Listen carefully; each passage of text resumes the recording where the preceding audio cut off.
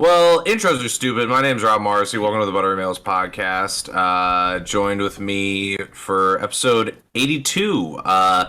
Two of my favorite guests. I love having them on the podcast. We've got. I know, and as we like to say, we're the world's a podcast. We're all guests on it.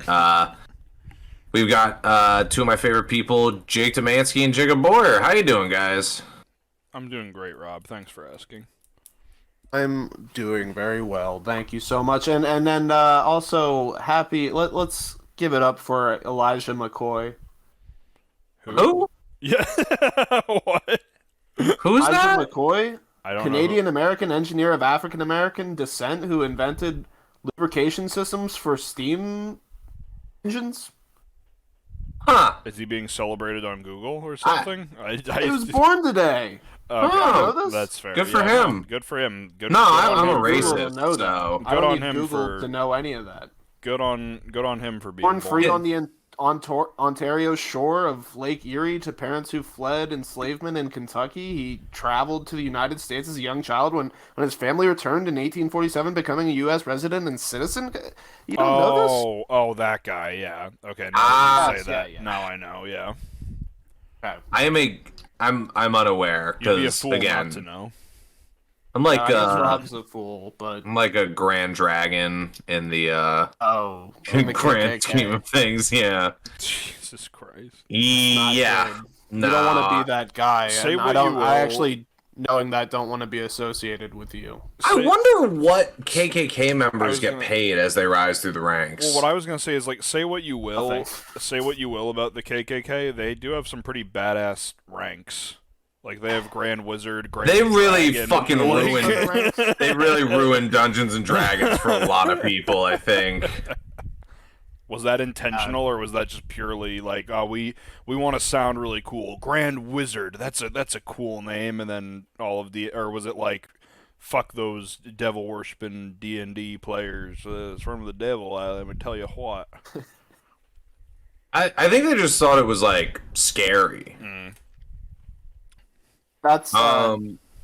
They were a big topic during the satanic panic era. Oh, So apparently in the 1920s, the Grand Wizard or whatever the fuck the leader is was making like 200 grand a year, just and in being 2015 that was equal to about 2.8 million dollars. and that's just to go around the country and be racist. Basically, yeah. That's just that's the salary for the king of racism. Wow. Can you That imagine photo showing you up know to that- work, like showing up to like 9 to 5 at like an office building and just walking around and being like, "Hey, Bill, still racist," and then you get a check for like Annual performance $200,000. reviews, Yeah. like still racist, Steve? Yep. Yeah. Okay, cool, buddy. And You then know, you get and then you yeah, get we're to gonna do a- declare You got time to lean. You got time to $200,000. be mean to other races. holy shit. um, Just like paid. Imagine getting paid vacation from the KKK. Yeah. don't like this. Like I- you just. You get you get pulled into the the office of the Grand Wizard, and he's like, "All right, Bill, I'm just gonna jump right to the point. I heard you talking around the water cooler the other day, and you said something kind of troubling that a lot of people are complaining about." And he's like, "What, sir? What do you mean?" He's like, "I heard you refer to one of them as African American, and we can't have that." You know, like, Jesus. he gets like administrative. A lot of people are going to leave. HR about that, and we just had to have this little sit down. It's It's procedure. We got a handbook, okay? Like, why don't you take the rest of the day off, think about it, and come back with a better mindset tomorrow, Bill? How about that? all of that sucks, but what if the benefits were like really good? oh yeah, like how people get jobs specifically for good health insurance. It's like Yeah. how good of like what if they matched your 401k and then like doubled it too? Like that's how they start bringing new members. Wow. Listen, Would you join the KKK for those benefits? yeah, I don't know. God. This is a moral quandary. I'm looking at their organization chart right now. What is the highest attainable rank in the KKK? So the highest attainable rank is the Grand Wizard. Okay. That's the top, and then Topher Grace and Black Klansman. Yes, okay. yeah, that's like the guy, the most racist guy in the group.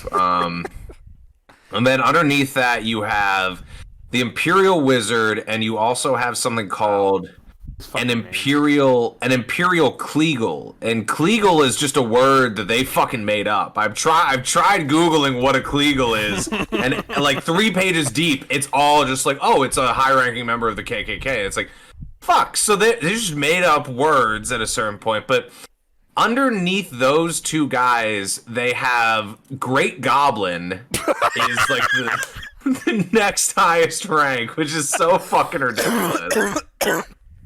It makes me want to scream. So stupid. And then you've got the King Kleagle. That seems a little bit. Wait, what was the first Kleagle? The Imperial Kleagle? The Imperial Kleagle, okay, yeah. I was gonna say. And then it's also so funny that there's like a goblin rank in between the Kleagle ranks that it's like you go from being a Kleagle to a goblin for a couple years and then back to just being an even stronger Kleagle in the organization. And then underneath that you just have regular Kleagles, which is defined as a local salesman in this organization chart. And then finally, underneath Kleagles, it just says ghouls. This is funny though. Like, what the hell is going on in there? Right? And It's then like, and then below that you have your brownies and your your Boy Scouts and your Weeblos. right? Yeah. Weeblos. Jeez. It is kind of reflective. Like, do they know how disgusting they are as an existence? So they are just calling each other goblins and ghouls. Like, we're fucked up. We know we're fucked up. Yeah, you'd think they would do more to market themselves as like Goblins. the heroes, right? Like not. Generally, ghouls and goblins are like not well accepted members of society. It's like, yeah, they're owning up to it, I guess. Wouldn't they want to be like Imperial Superman and It's straight up D&D. Batman? It's fucking D&D. You've got wizards, ghouls, and goblins. Okay, how am I supposed to take this group seriously? Yeah, you don't. That's the answer. You just don't. Yeah. Yeah. This article is saying that it was all started, at least like when it regained traction in the early 1900s, as a pyramid scheme.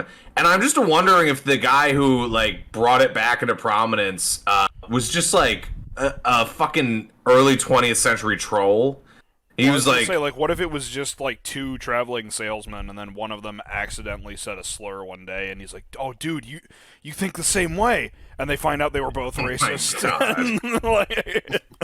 and it just snowballed from there. It was just 2 people. They just happened to find out that they were each racist. You're a wizard, and I'm a wizard, and we hate a certain type of people.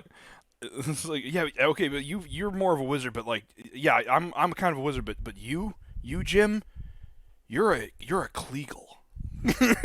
Out like, there, man. I don't even know what that means. I'm trying. It sounds like I made it up, but I'm trying desperately to figure out what a Kleagle is, other than. Oh my God! So here's an article. It was someone's cousin, the South. Kleagle, cousin Kleagle, cousin Kleagle over there. He's racist. He acts like Kleagle. Kleagle's So- racist Like as that, shit, rank. man. Yeah. So I've got 2 things here. One is saying an officer, especially an attorney of the Ku Klux Klan. So I'm guessing like, you know, because you get to a certain like part in a ranking structure. Yeah, you need people to know the law. But let's see. I'm finding that, and I'm 5 pages deep on Google, by the way. Like, there's so many articles about the KKK. But it seems like the original etymology of the word is very large diurnal raptorial bird. Jesus. from Old English, Eggle, from Old Black Eagle, allegory is to eagle, the dark colored eagle. Listen, it's these people are fucking morons. Like, that's for sure the only real thing we're gonna figure out here. Yes. Yeah. Yeah. I want to say something. It's not bad. I don't want to ruin my friend's idea. He wrote a sketch that's called the Cool Cucks Clan. That's And, fine. The cool It's about like these cucks that get together in a similar fashion and they wear white robes because it's supposed to look like Okay. sperm. And then all these like black people come like yelling at them because they think they're the Ku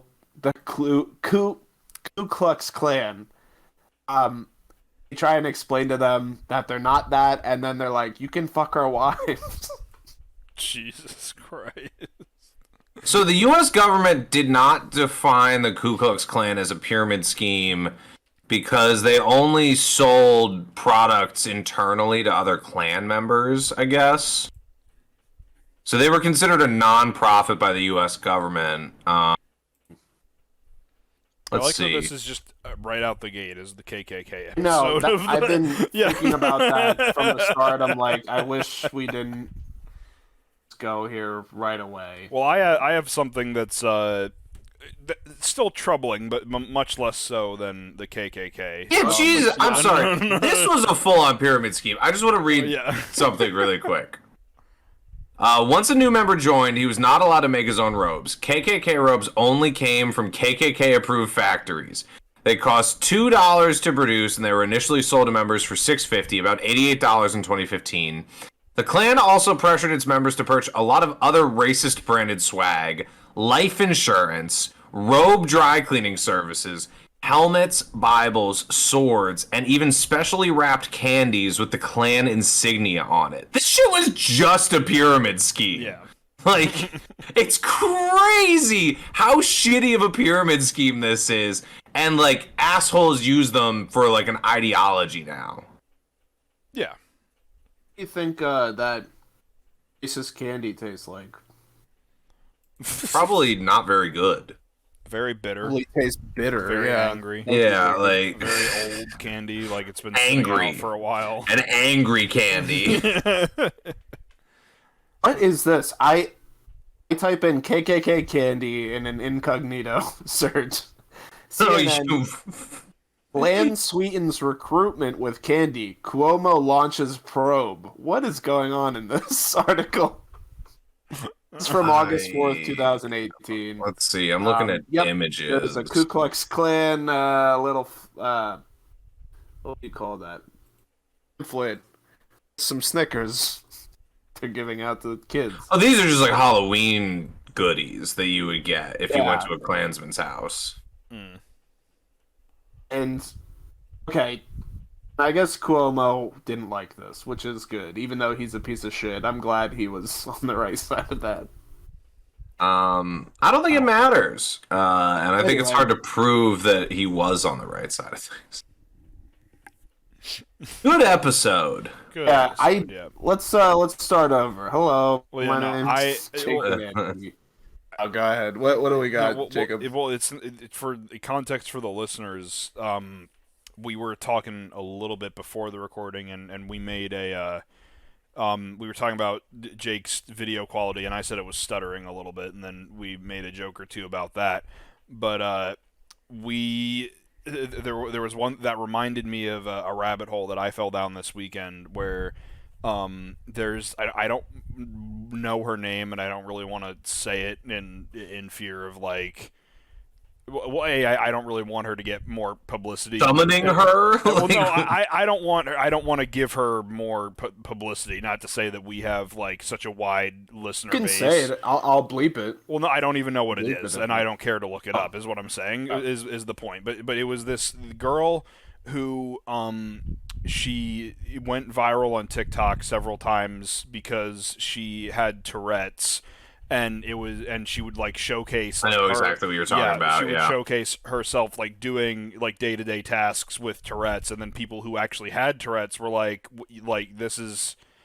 this is not how we act. Like you're faking this. And then like people would like went back and like dug through her other social media and like found videos of her like prior to her posting these TikToks of her not having Tourette's tics, and the whole internet like turned against her. And then her response to that was like if that's me, I'm just like I just like delete my whole account. I just like you go dark. You hide. Yeah. But she was like actively like fighting with these people who were like, she's like, you don't know what you're talking about. My condition is real. And this went on for like a day or two, and then ultimately she like privated all of her not like everything she had posted, but specifically like all of the TikToks she posted that featured her Tourette's, quote unquote, and released a statement being like, from now on, I'm not going to post anything that showcases my Tourette's, since you guys don't believe that it's actually real. And it's like, so you just mean that you're going to stop faking that you have Tourette's? Well, yeah. So because she had because I watched a video about that was like went pretty deep on it, and we might one of the big things. She tried to like make like an online like clothing and like knickknacks brand that never made any money until it was linked with this idea that she was donating like part of the proceeds to like, you know, Tourette's research, which never fucking happened. She never donated any of that money, and she made a lot of money doing that shit. But also, the big thing from what I remember is that someone dug out a Facebook live like vlog that was recorded and posted online from like years ago or something, right? Yeah, an hour long, where she doesn't she doesn't have a single tick. Yeah.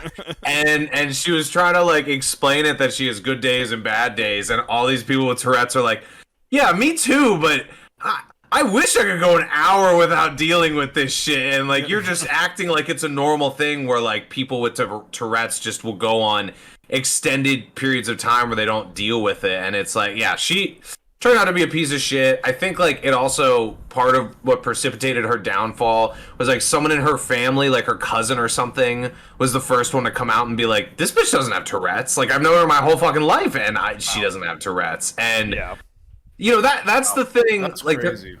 there was that guy who got banned from Twitch because he got popular streaming in a wheelchair, and he was saying that he was like I remember permanently disabled. And then it started like, there was one stream where I guess his girlfriend was on the stream with him, and they were doing something in his room, and he stood up and walked away, thinking and that everyone was like, off. yeah, everyone was like, what the fuck? Like, I've been donating to this guy for months, thinking that he was like this permanently disabled, like very, you know, this personality that people liked, and then he came out trying to like, you know, cover up the issue, which is that he lied to people, being like, oh, well, you know, I needed the wheelchair for the first year or two I was streaming, but then I got better. And it's like, there's tons of videos of him explaining like how bad his situation is, and like how he'll never walk again and all this shit. And it's like, also, you can't take that back. But also, to be fair, he handled it like what we said. After that, he handled it the appropriate way and just disappeared. Like, just full was gone from the internet. And then, like, until recently, like, someone recognized him in public and was like, oh, you're that guy. And he was like, hey, and just walked away. Well, he's streaming again. Oh, he's streaming again? All right. So he's streaming again because the other thing about his whole persona as like this permanently disabled person was that he like had this long ass beard, and he was like playing it up like he was like trapped in his room and like a very like depressive person. Like, the only thing that like gave him joy and made getting up in the morning worth it was Twitch. It was a whole fucking game that he was playing, and he started trying to stream again recently on one of those like knockoff Twitch websites where you go once Twitch and YouTube ban you, right? Like it's or something like that. Yeah, you're like relegated to this part of the internet where like only like, you know, hardcore like alt-right people who've been banned from Twitter and Twitch end up going too. So he started trying to build a fan base again, and people immediately were like, oh, you're that guy. Even though he shaved his beard, like changed the name he streamed under, everyone recognized him, and it was like, well, here it comes again. Like no one's gonna let you be like making money online if you're lying to them. That's the only thing that's maybe good about Twitch streaming, is that like the people who lie to get ahead and like gain sympathy. Like I talked a couple weeks ago about like sympathy streamers and stuff.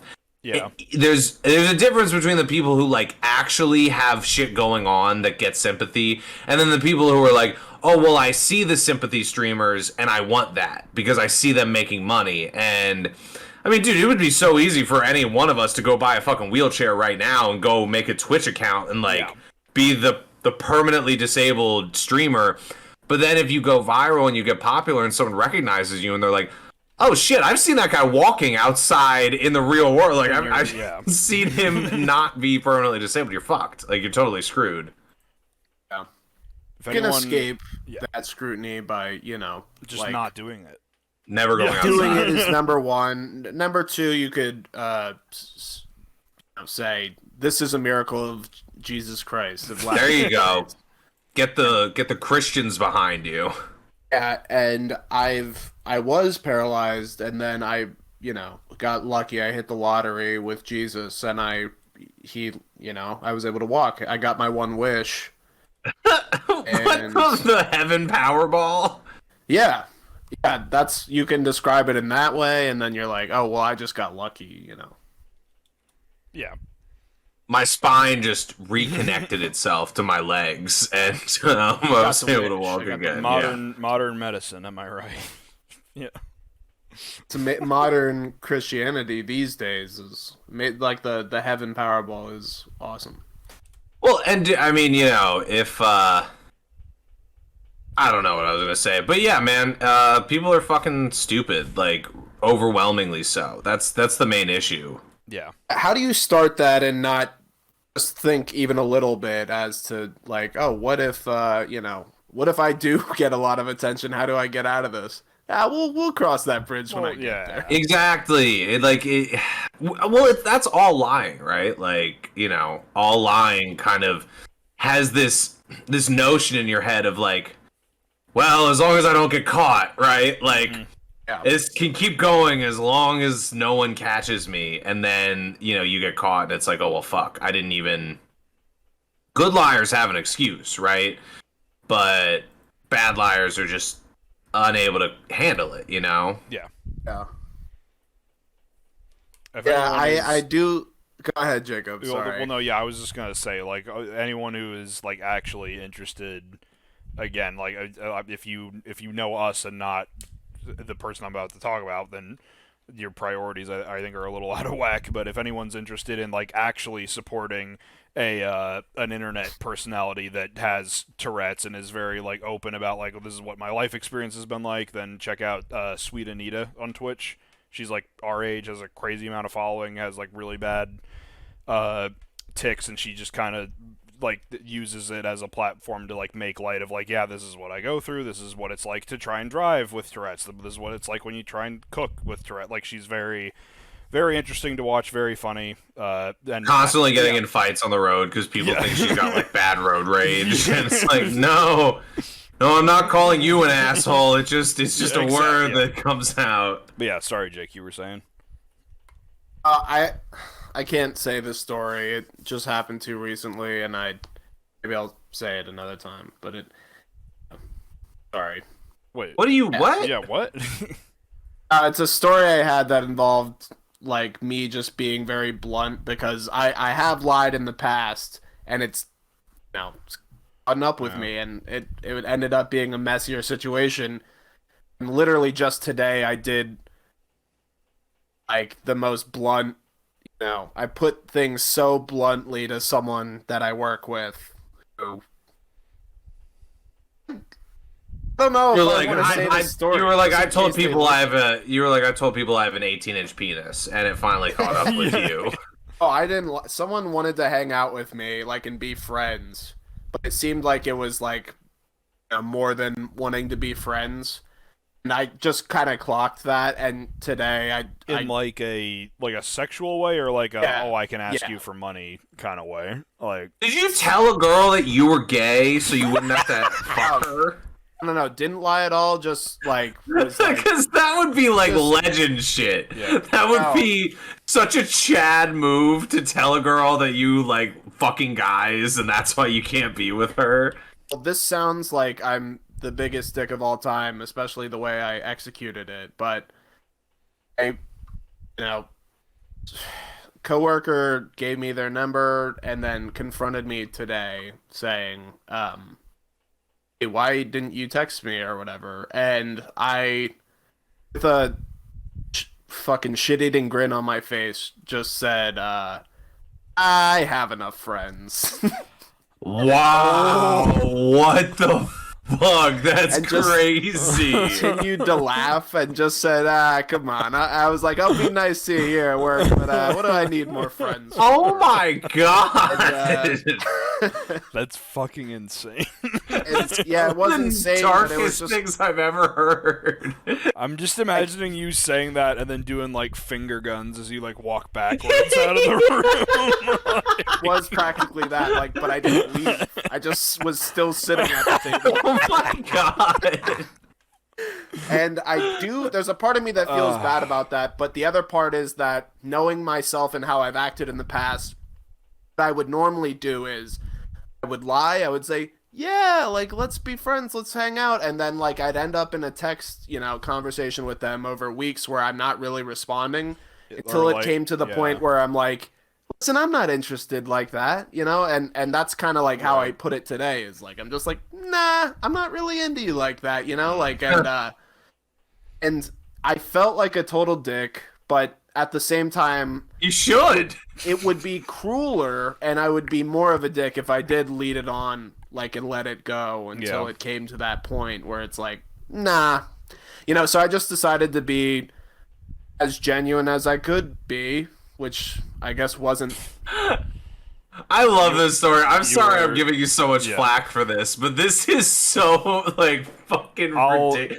I'll Felt like a fucking Seinfeld moment, if I'm being honest. I guess, like, to your credit, if you weren't blunt with that person, right? Which you weren't really blunt. You kind of tried to play it off, but Tried, but if you had, like, done that whole thing of, like, faking a friendship, that's like lying, bad. Yeah. That's what I decided in my head is like, I am a coward, and like here are my two options: is I let this string along for way too long before like someone's feelings get hurt, or I just like kind of squash this whole thing right now in like a very Jake way. That's one of the funniest things I've ever heard. I'm not even kidding. Like, Felt very good after. Like, was like, she doesn't hate me or anything, but how did I don't hate her react? either. Was she just like, and then like was quiet, or did she walk away, or what did she do? She continued to talk to me, and she was just like, "Why? I'm a nice person." like a salesman, like trying to sell herself to you. Like, listen, I'm not gonna make you. I'm not gonna devalue you for us being friends or something like that. Like there's that. That's like, I think it's in the new Batman. There's that riddle that's like, the more of them you have, the less they're worth, and it's friends. And I'm just imagining you pulling up a chart and being like, listen, This is if where I you add are, if I add you into the mix, all my other friends are worth less money. This is my portfolio of friendship right here, and you don't fit in. You're a negative gain, okay? I'm just still imagining her trying to be like, I'm a good person. Like I tell funny jokes. Like I'm good at parties. Like just like Lend people money. she's, Like listing off all the qualities that would make her a good friend. And you're just like, nah, sorry. you can come to me whenever you need trouble or you need help. Blah blah blah. Like all this shit, and it's just like. Yeah, sorry, just I got hope too many of those. God, I hope she doesn't listen to this, but it's like, I don't. If she is listening, I don't think you're a bad person or anything. I just, Did you tell her about the podcast?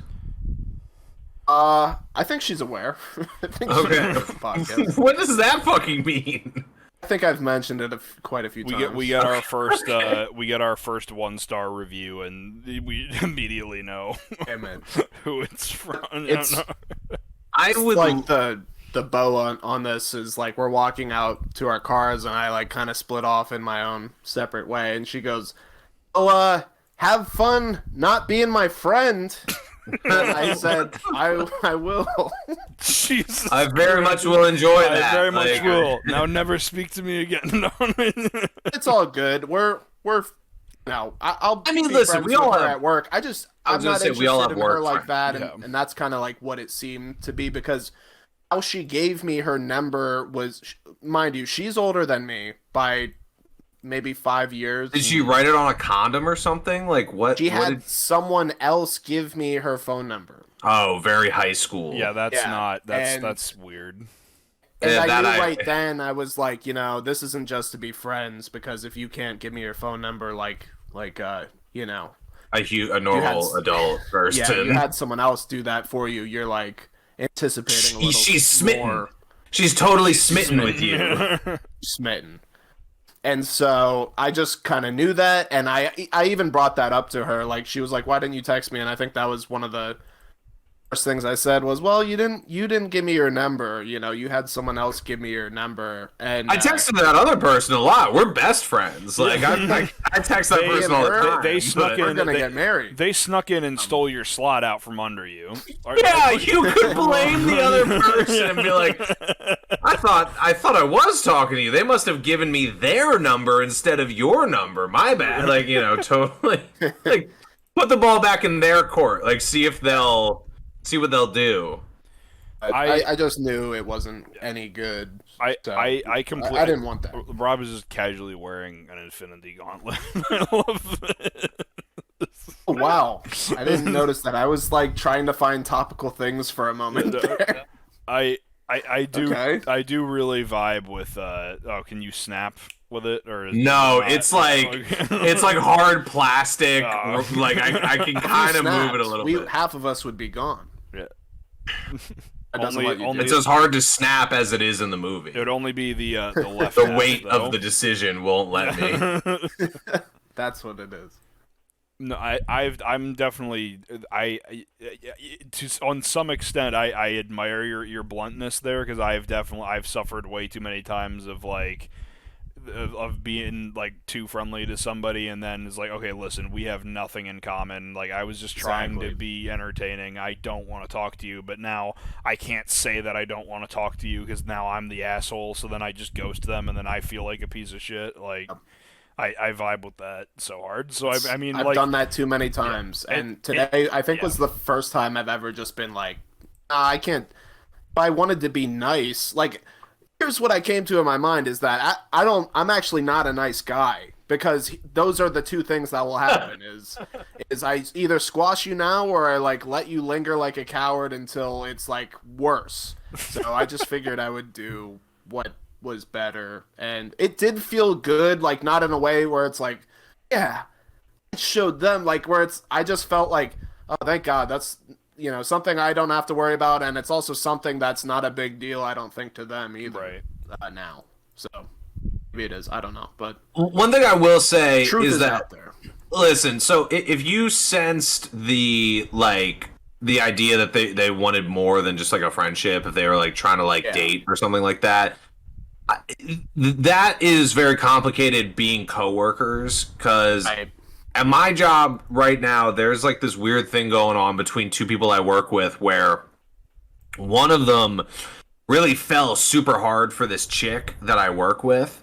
And I saw the writing on the wall right away. And it's like, this girl I work with, it goes around and is like real chummy with the men at my work so she can have them do things for her, like do work for her, right? I'm old enough and I have enough experience in the workplace to see that kind of shit like the writing on the wall of like, oh, she's not interested in you. She wants you to pull this like 200 piece of lumber order so she doesn't have to. And so she's going to rub your arm and be real chummy with you. And this one dude totally fell for it and was like really trying to like get with this chick. And they got in like a screaming match in front of customers at work because he was like, what the fuck? You've been sending me all these signals and I've been picking up on them and I've been trying to like get closer to you and you won't let me.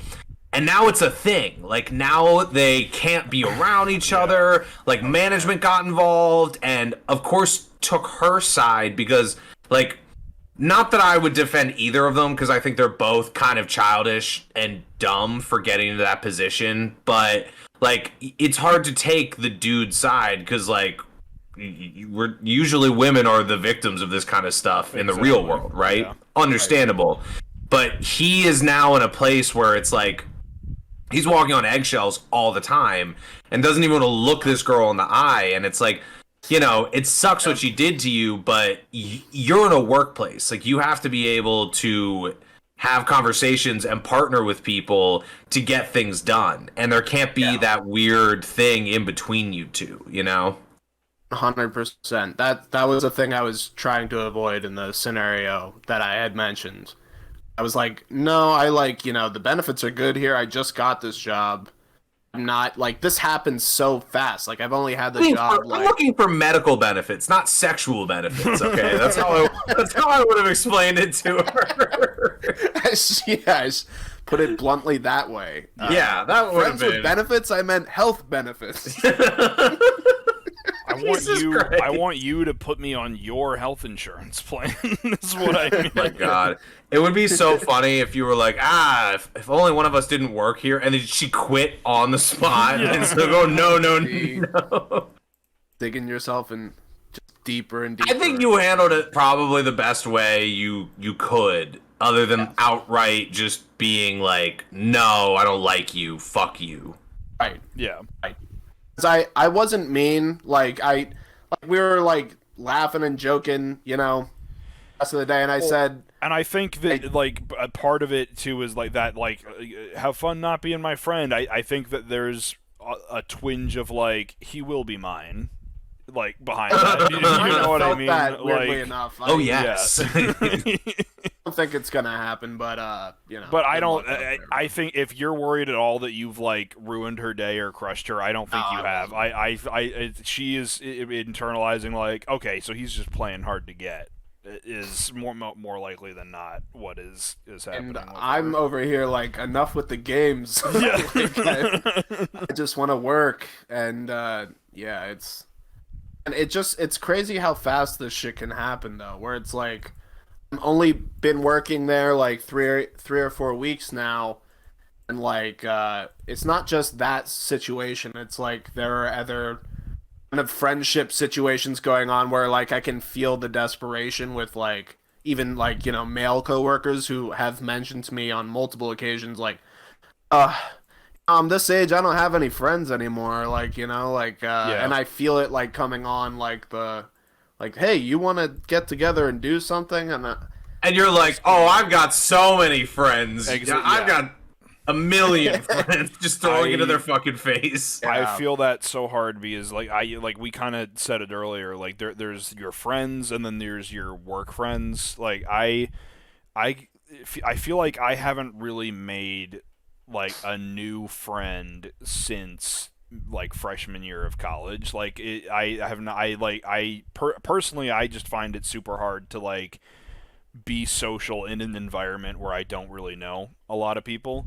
Yeah. Like the closest thing I've come is work, and like there are a few people where I work currently, and people who used to work there who don't anymore, who I will definitely like text like outside of work hours and be like, oh, like I saw this, made me think of you, it's funny, haha, look at this meme. But like then as the second we get like to any like deeper level of conversation, I just like shut down. Like I don't know like how to like talk to them because I can't dissociate the like, oh yeah, well like the working relationship, if that makes sense.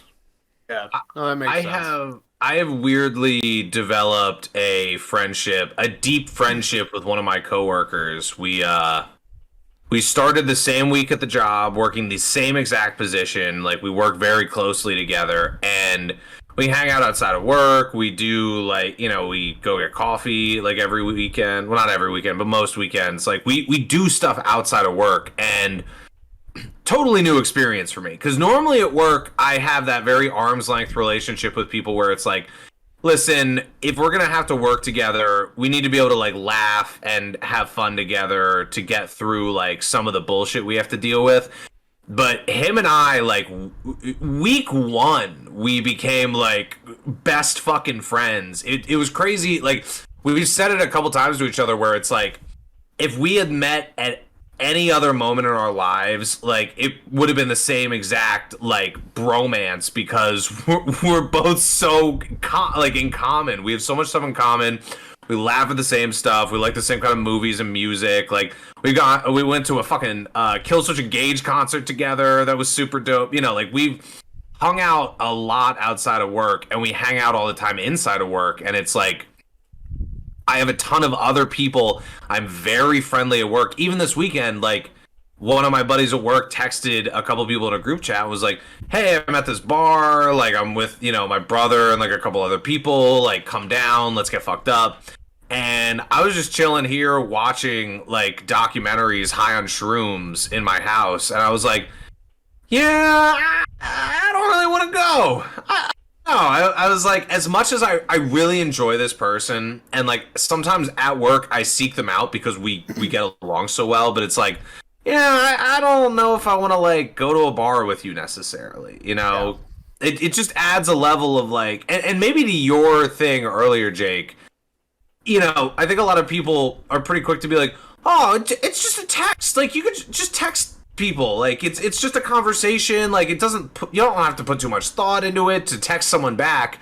And I know I'm the kind of person where I'm like, if I truly have nothing to text about and someone texts me like looking for conversation, I'll flat out ignore them. Like, I do the same thing. Even close friends, I'll do it to sometimes. And so you add on that layer of like a budding friendship, and it's like, oh, I'm not gonna put the work in. Like, I don't care to, right. We work in the same spot. We are like duty bound to spend time together because we both have bills to pay.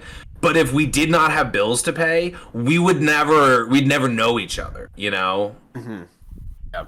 It's very rare in my adult life that I make new friends at all. Kind of going back to what you were saying, Jacob, with like, I haven't made a friend since like college, and even like there were some people I like what you're saying, Rob. I met some people in some classes I had where it was like, oh, you get my humor right away. Like, you're making me laugh. You're fucking awesome. Like, we would like link up playing video games together or something online.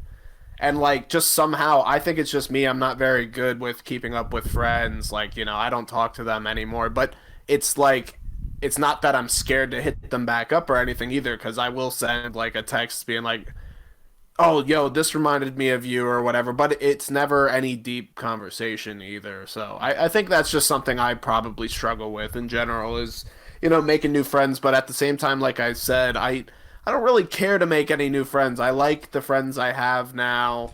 Yeah. I feel like I don't have the time to like, be fucking around. Right. So I think it's a symptom of our generation and generations beneath us as well, like younger people, because I remember like even my older brothers, Internet friends too are a lot more common nowadays than them like actually going out and like being social. I feel like it's be less so of like people are they're still social. It's just people are more introverted, I feel like. It's a product of like the internet and social media and stuff. Like I'll reverse what I said earlier, and actually I've made like 3 or 4 some of my best friends ever, like purely because the lockdown and the pandemic, and we were playing the same video games, and we live like, all across the country.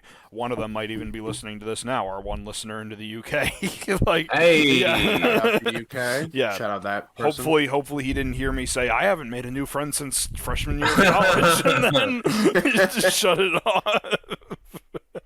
Just sorry, Rob. You were shut off the podcast. You were saying, I was gonna say, like, I know my older brothers are from, like, a slightly different generation, and they're deep into their 30s, and it seems like both of my older brothers have a pretty deep bench in terms of friends, and it's like easy to find my brothers like out doing stuff with their friends, like golfing, like going to bars, going to restaurants, what have you. Even my one brother just moved down to a different state, and I'm sure that he has like already built like a fairly deep bench of people he like hangs out with outside of like work and the gym and whatever he does. But I know like I have a buddy at work who he doesn't work at my store, but he's like a product rep for one of the companies that is in our store, and so he's there like once or twice a week. And we like hang out a decent amount in work, and I like help him get his shit done just so I have an excuse to like talk with him sometimes. And he gave me his Xbox gamer tag, and he like pulled up the Xbox app, and I added my gamer tag into his friends list. This was like a month and a half ago, and I have not added his gamer tag to my friends list. And part of that's because I don't really like play Xbox socially anymore. Like I log on there for a couple very specific single player games that I play, but he like gives me shit because I haven't added him back. And after like 3-4 weeks of being like add me back, he was like, oh, I get it, you're just an asshole. And I was like, no, I'm not an asshole. Like I really like hanging out with you, but like I am not gonna I'm not going to go out of my way to do this thing, because then once I add you as a friend, even though I like hanging out with you, you're going to be inviting me to parties and inviting me to games, and if I don't want to play or I don't want to hang out, I'm going to ghost you. And it's going to be... Exactly. Yeah. It's going to be... I wouldn't be doing that anyway. Yeah. Like with some of my best friends. Yep. Why would I do it with you? Yeah.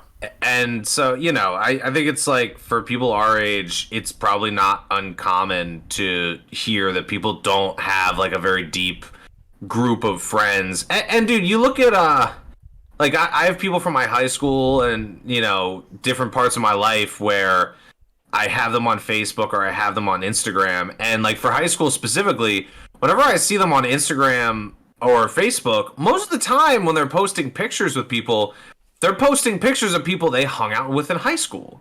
Yeah. Like and that's something where like I think our generation is just so situational, where it's like, oh well, we were like forced to spend time together for whatever reason, so now we do have a bond. But I know for me, like I don't go out of my way necessarily to make friendships. Again, my one buddy at work who I'm like best friends with now, total coincidence that we ended up working together and just had all the same interests. It actually, like the first week we were working together, we weren't like standoffish or anything, we were getting along at work. But we had to go do in-person delivery for a contractor who, like, he'd been waiting for, like, a month to get his shit. And it finally came to the store, and our boss is like, we're not going to make him wait a week to get it delivered. We're going to send you guys out in a truck. He lives, like, an hour away. And so he and I just spent, like, 3 hours in a truck together. And so we just chatted for this extended period of time, and we realized, like, we were the exact same fucking person. It was like... It was like, damn, I wish we'd met fucking 10 years ago, right? Like, I wish we had been able to be friends longer, because we share this weird bond, and that's hard to find. And I don't know. I don't want to like nurture like fair weather friendships, where it's like I hit you up because I'm just so bored on a Saturday night and I have no one else to talk to. Becoming like lonelier as you get older, so it feels more desperate. Yeah. Now that reminds me. So my parents, they in like the neighborhood, they there's like all these new people that moved in, and they really make a point to getting together. It's like all these waspy people. It's all really rich white people getting together to try and better the community, whatever way that means. They just try and like HOA style. It seems like it's. What's that? It's like HOA style stuff, or What's like, that? What's like that? homeowners association, where it's like It's kind of that, but it's Okay. like It's supposed like to a be group fun. we talked at the beginning of the episode. Honestly, You know, they're trying its to own better passive the way. neighborhood. Yes, in its own passive way. Yeah, dude, it really seems like that. Like there's like this, I think, an email chain that they have where they like, through their Amazon Ring cameras, will see some like poor guy just walking down the street, and they'll be like, I "Hey, hate look that out for shit. this Yeah. guy! Look I out for this hate guy!" that shit.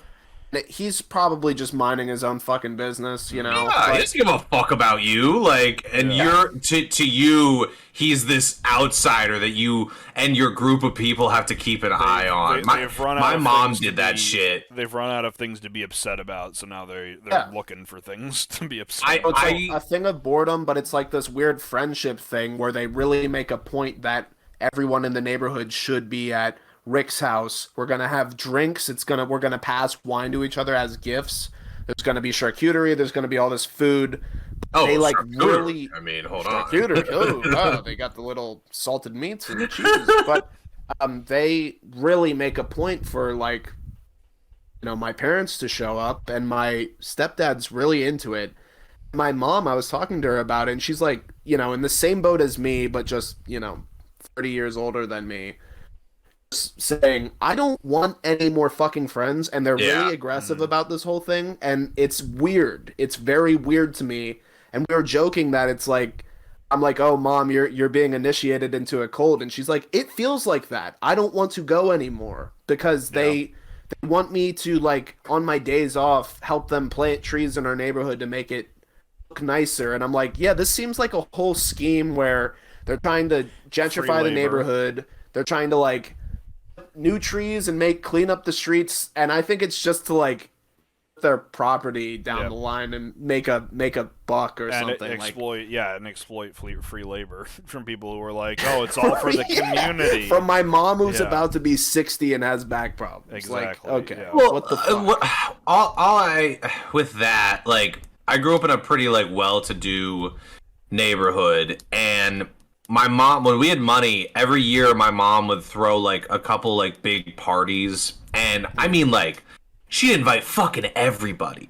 She'd invite people she hadn't seen in years, right? And they would show up sometimes, and I think it's like it's an old American thing of like, getting everyone in your life together and kind of connecting them in a network of sorts. And I think like for certain people, like I know that like a limiting factor for me, like growing up, a lot of my friendships were online. Even if there were people like I knew in person, went to school with, a lot of my friendships were developed and nurtured playing Xbox, especially, like playing Gears of War, Halo, and there are limiting factors to that shit. Like you can at the time, like, and I think it's probably still this way, maybe not.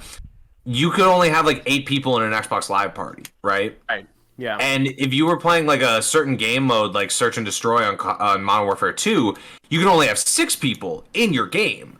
And so there were like moments where it would be like, well, there might be 10 of us. And so all of a sudden it's this weird thing of, we all kind of have to split up into our 2 groups. And we'll check back with each other later. And, I think that really affected me in a way where it's like, I'm not interested. Like, I threw like 2 parties at my dad's house when I was like 20 or 21.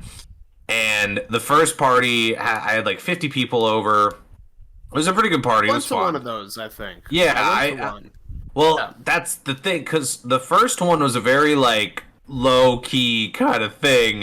And then a couple nights later, because shout out to my brother Ned. Ned was out of town, and my dad just didn't give a fuck, right? So that's the only reason the parties happened. The second night, it was all precipitated by this one dude who I did not know very well. I hung out with him in social circles. And I just happened to be at his house getting drunk at like 5 p.m. on a Saturday. And he was like, "Ah, shit, I missed your party. Like, it sucks we can't have another one." And me and my drunken stupor was like, what if we could? And this fucking dude, who I liked, but again, not great friends, he invited so many people And the text that he sent out to people, I didn't see it, but I assume it went something like, invite fucking everybody. Because the second party I had that week, there were like 200 people. I didn't know half of the fucking people that showed up. And then people like you, Jake, would show up, or like there were a couple other people who showed up at my second party where I was like, we're friends, but how the fuck did you find out that I'm having this party? I was like, there was a lot of people there that so like I was people. just like, Rob knows all these people? What's going on? I did not. It was a horrible experience, especially because I was like blackout drunk by like the second hour of the party. Really, it was the worst experience of my life. And my one buddy, who's a listener, the first party, like he was kind of like my wingman in a way, where I was like, I need to make sure there's some control over this. So we're a duo right now. Like, you watch my back. And in the first half hour of my second party, he gets like grabbed by the arm by some chick to go fuck off in the bushes. And he was gone for like 2 hours, and he totally abandoned me. And I lost control on him. Lost control over the party, and thank God like everyone left when they did. At like 2 a.m, I tried to get up on like a stool to be like, you don't have to go home, but you can't stay here. Fell on my fucking ass, got back up, started kicking people out, and just did dumb shit. I just did some bad fucking dumb decision making that night. And you know, a large part of it was because I had totally lost control of this group of people, and I didn't know most of these people. So that was the other problem, where like I would try to kick people out, and they were like, who the fuck are you? And it's like, this is literally my house right now. Like, you don't know that because you got invited by like these other fucking people that I don't even know them, but like this, like I'm the one in charge. Removed from you. Yeah, exactly. But yeah, I'm just lawless right now. Yep, it was fucking insane. And yeah, no, that was like a weird lesson of like, oh yeah, I don't need this many people surrounding me in any way. And you know, looking back on it, I can't even imagine having text conversations with 200 people, you know? Like, I have a lot of numbers on my phone, but I've got like 10, maybe 12 text conversations going at maximum, right? Yeah. And it's a good day when only like 2 or 3 people text me, you know? Yeah. But my memory of you at that party is running into you and you looking so spread thin. Oh, yeah. Just like, that's what's going on over there? What the fuck is that guy doing? There are people like there are these people in my living room. There are 2 people we know that showed up at the party in their like, you know, little Ford Ranger, right? And they start doing donuts on this property, right? Which also, like, my dad doesn't even own the property. He rents a cottage on this 5-acre property, and wow. It's spread, right? And so they're doing donuts, and I asked them to stop, and they're like, okay, whatever. And they left. They just straight up left after that. I was like, oh, thank God, on a certain level. They show back up with like a recliner they found on the street by a trash can, and they're like shooting off fireworks and shit, and it's like, this is too much. You know, like, this is... I can bleep the name. Do you know who that was? It was Sean Fitzsimmons and his cousin Austin. Yeah, they really... I almost knew that. They really came in and fucked up the game. It was crazy. Fucking idiot. I do love him, but Jesus Christ. Yeah, we'll bleep that. And like, I guess, you know, because not many people have thrown like a Project X style party. I wouldn't say mine hit Project X levels, but it was pretty crazy. At a certain point, my one buddy, Todd, he had this like fucking Lancer Evo that he bought from a drug dealer that was all pimped out and shit. Had this crazy sound system, and the speakers at the party like that I had weren't cutting it. So we just drove his fucking Lancer into the backyard, and we just opened all the doors in the trunk, and we're just blasting music and shit. Oh my God. That's actually pretty cool. The cops did 3 drive-bys past my house and didn't stop. And I remember the last time seeing the cops roll past my house, and I was like, please, please come down here. I'm like shouting, like, please fucking help me. Like, I've lost control of this. Oh my god, that's so funny. And we got so the next day I tried my buddy who disappeared in the beginning of the party, who was no help. At the end of the night, he like shows back up and he's like, well, I'm drunk and I'm not driving home. So I was like, okay, you can sleep here, whatever. So he tries to like help me clean up in the morning. We did a horrible job. So I was so hungover. He like went out to his car and like on his way walking back to the cottage, I'm walking out of the cottage with a trash bag full of like beer bottles and shit. And I just projectile vomited like onto the ground like 10 feet in front of him. And like, for like 30 seconds, I was just projectile vomiting onto the ground. It was like, all right, back to cleaning up. And the recliner that, because the first party we had a couple nights before then, we built a fire pit in the back. It was a great idea. It was a lot of fun. Yeah, that's always fun. Some fucking how that second party, the recliner that fucking what's his name brought back to the party ended up on top of the fire pit. So in the morning, I get out there and the recliner's half burnt out, and I was so hungover. Even though I had a Jeep and I could have gotten rid of the chair, I just like threw the chair in the woods on the side of the property. I did such a half-assed job cleaning up, and oh my god. Like a week after the party, the guy who owned the property, who lived down in Washington D.C., he like came up and was like, "What the fuck happened here?" You know, and my brother, I think, had found out about the parties already, and it kind of given me some shit for it. But I just remember like my going over to Sunday dinner like a week later, and my dad hands me a letter that the old litigious owner of the property had like dropped off.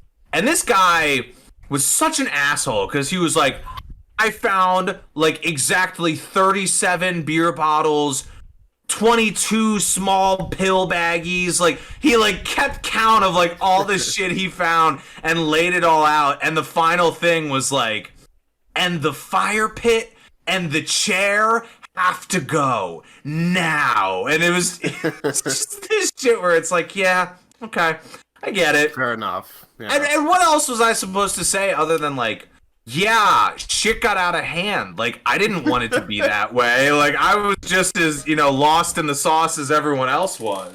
Like, now, there was a desk between you and your dad, and you just, like, slid a copy of Project X towards him and be like, yeah, you might want to check this out.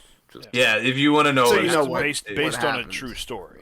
It was so crazy. It was like such an awful, and again, by the time I was planning the party, I was already like browning out pretty hard because we were drinking. The reason this guy who wanted the second party to happen didn't make it to the first party is because he threw a party at his house that night that only got like 15 people to show up. Bitch made shit, right? I had the real party. Yeah. And he had this like cooler of jungle juice that was like 3 days old, and we were just drinking that shit and playing basketball. So I was really fucked up like when the fermented. It's even alcohol. It was awful. It was a horrible experience. And when we like the planning for the party starts happening, we're all really drunk. I remember my one buddy who was again supposed to be my fucking backup the whole night and totally abandoned me. Before the party, like before people started showing up, we were like, okay, we're gonna go to the Giant in Hellertown and buy like ping pong balls and solo cups and all this shit, right? I was so drunk, I like lost my shoes in his car on the way there, and so I just went into the fucking Giant barefoot, hammered as fuck, like 20-year-old Rob, like totally out of his gourd, and yeah, it was just crazy. It was just a total nightmare. I like jumped in a fire pit that night barefoot and had like second-degree burns on my foot. It was the pool. Here's the thing. Bright ass pool. Jeez. Let me explain this to you. I'm like standing by the fire pit later that night, and it wasn't even a very big fire pit. It was like 2 or 3 feet by 3 feet, right? And I had this idea in my mind where I was like, I'm gonna gracefully run across this fire pit, right? I'm gonna like very gracefully like take like a through like yeah, frolicking through a flower field. I was like, this is gonna be legit, and everyone's gonna love me, and I'm gonna like gain their respect, right? And so I'm eyeing it up. I'm like looking at the fire pit. I'm planning it out in my head.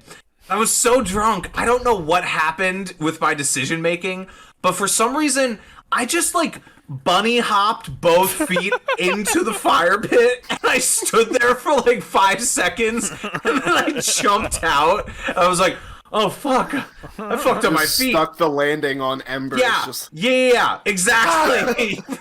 for no fucking reason.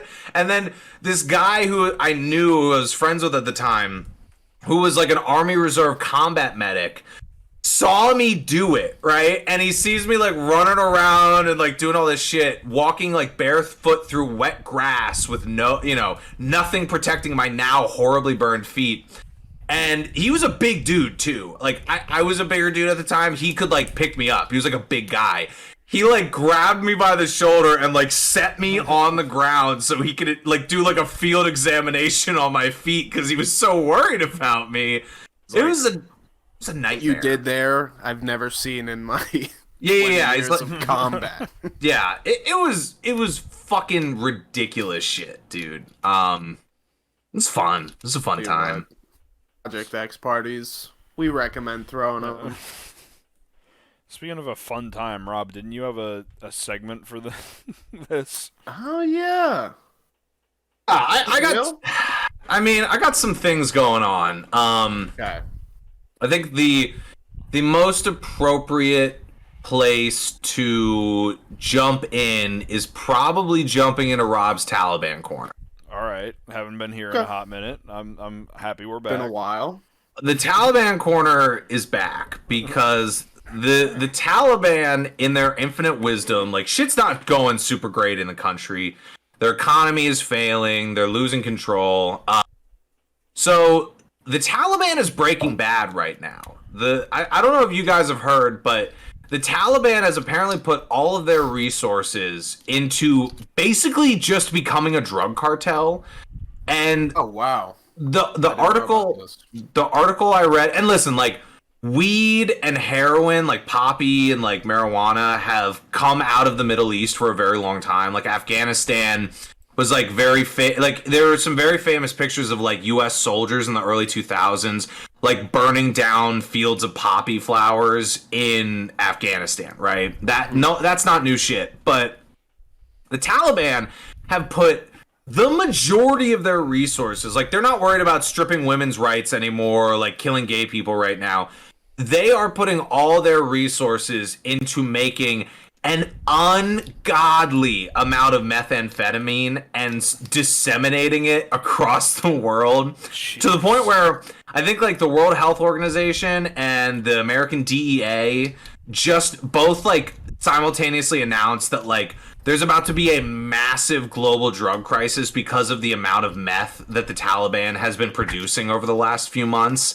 And it's like, they're just taking a book out of the Mexican cartels and like, all these other South American like drug cartels because drugs make money. And so the Taliban are about to be fucking rich, okay? Like the Taliban are about to be like building cities out of gold and shit with the amount of you think about Walter White in that scene where what does he say? He's like, the amount of money I make in a year, Skylar, if I stopped doing what I'm doing, like a group, what is it? Like a company that's big enough to be listed on the NASDAQ would fail. Like that's the kind of shit they're doing right now. Like they're putting their best foot forward on the drug shit. So, It will be interesting to see, if the Taliban does like, if they're not stopped for these, distributing drugs, selling the drugs or whatever, to see if like like you're talking about cities of gold, but like just prestigious kind of civilizations like born out of selling drugs. It'd be interesting. What if it turned them good? Yeah, like what if it Had enough money that they were like, you know what, we don't have to do any bad things anymore. Yeah, everyone gets rights, everyone gets money, like they start doing what do you call it? What's that shit Andrew Yang wanted? The monthly stimulus stuff. Yeah. Yeah, like the guaranteed income, universal basic income, you know, they just start like okay, that's what it was. Yeah. But yeah, man, I mean, the Taliban are So the big game back on my radar, big heroes. I'm very happy to see that they're thriving and they're doing well. The Taliban are the ones who knock, okay? They're not worried about people showing up at their door anymore. Like, they're the ones who show up at your fucking door, okay? And they got meth. They got lots of meth. Meth with them. Yeah. You know, so that was my little Taliban corner for the week. I just figured we hadn't done one in a while, so Yeah. Good to back. check in on those guys. yeah, good to keep an eye on them. Fucking. Okay. The other thing I was trying to do, and it's not gonna be super fluid because I don't have any picked out, but I've been looking through like some of the like Ask Reddit boards, like specifically Ask Reddit, Am I the Asshole, like stuff like that. Yeah. And I was gonna like go down the list and see if you guys had some answers to some of these questions. All right. So this I'm down with that. Okay, here we go. So this is r/Ask Robert, and so What is it again? R/ I want that Ask to be. Robert. I want that to be Yeah. our official subreddit. Okay. I would love r/. that. So the first one I'll ask you guys is, what is the worst encounter with a fandom that you've ever had? Ooh, that's a good one because a few come up right away. I'm like, what is the worst? I'll give you guys some time because I have a very immediate one I always go back to. Okay. I fucking hate diehard Rick and Morty fans. Or my mind went right away. Yeah, Rick and Morty. I was actually in the Discord the last couple days, like, really doing the Rick and Morty thing, like, trolling the fuck out of everyone, and, I was watching that. Yeah. I can't stand, especially during those first couple seasons, like, when, the video I always think of is the guy who jumps up on the counter at McDonald's with his, like, fucking... his shirt over his head, screaming like "I'm Pickle Rick" and like "Ree" and all that shit. Which even though that was he wasn't like a real like that wasn't a serious moment. He's now now that is what I'm associated with, and I fucking hate that. Like, oh yeah, he did an interview like 2 years ago, like saying it was like one of the worst things he ever did in his life. Yeah. Even though it was like for a meme, he wasn't actually upset at all. It's life ruined by Rick and Morty. You hear that, Justin Roiland and Dan Harmon? You ruined a young man's life. They ruined society for real. The one that I had to think about it for a second, but there was it was Doctor Who for me, and I still have not watched a full episode of Doctor Who, but I've seen a lot of clips, and I really like a lot of the concepts that show has. Like the one that I've probably seen the most of is the Weeping Angels episode with Carey Mulligan, like their introduction. That shit is awesome.